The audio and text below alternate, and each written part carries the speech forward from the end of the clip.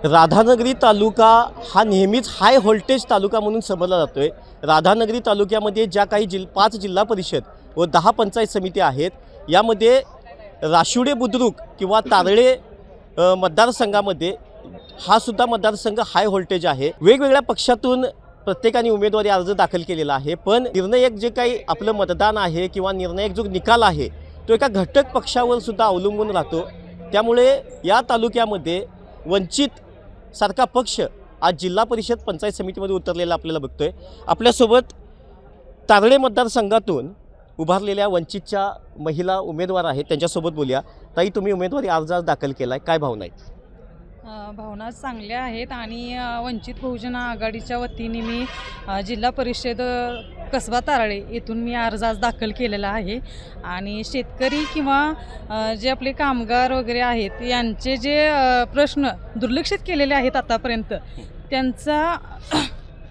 त्यांना न्याय मिळवून देण्यासाठी किंवा त्यांचे मुद्दे मांडण्यासाठी, त्यांचे प्रश्न मांडण्यासाठी मी जिल्हा परिषदेतून कसबा तारळेतून फॉर्म भरलेला आहे आणि मी नक्की त्यांना न्याय मिळवून देऊ शकते इतकी क्षमता माझ्यात आहे आणि ही मी लवकरात लवकर येणाऱ्या निवडणुकीतून नाही, कसबा तारळे मतदारसंघामध्ये तुमच्यासमोर बलाढ्य लोक आहेत, कसं वाटतंय ते? बल्लाडे लोक तर आहेत, मला मान्य आहे, ते बल्लाड लोक आहेत, मान्य आहे। पण आगामी म्हणजे ज्या आता निवडणुका म्हणा किंवा पहिल्यापासून जे चालत आलेलं राजकारण म्हणा, शिवाजी महाराजांच्या समोरसुद्धा बल्लाडाचं शत्रुत्व होतं, पण त्यांच्या बुद्धीच्या जोरावर त्यांनी यश परिधान केलेलं होतं। आणि तसंच काहीसं आम्ही वंचित बहुजन आघाडीच्या माध्यमातून निर्णायक क्षमता अशी बदलून दाखवू।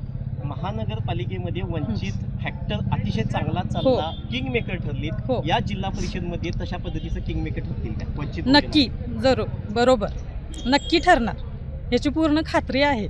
पण आमच्या माध्यमातून तुम्ही तुमच्या मतदारसंघातल्या लोकांना काय आव्हान करता? मी त्यांना एवढंच सांगेन की आता आमचा समाज म्हणा किंवा बहुजन समाज म्हणा, आता शिकलेली लोक आहेत, 100-200ला भुलून मतदान करणारी लोक नाही आहेत आता।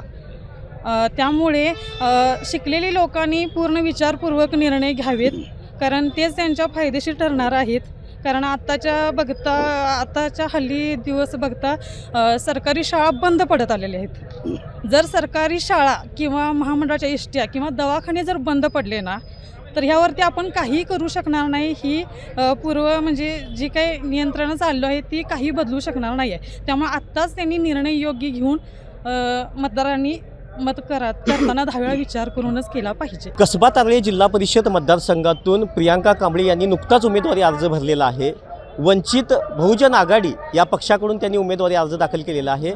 महानगरपालिकेमध्ये जसा वंचित फॅक्टर चालला तसा राधानगरी तालुक्यामध्ये वंचित फॅक्टर चालेल व येणाऱ्या आगामी निवडणुकीमध्ये वंचित बहुजन आघाडी चांगलं मताधिक्य घेऊन यामध्ये आपल्याला बघायला मिळेल, असं प्रियांका कांबळे यांनी आपल्याला सांगितलेलं आहे।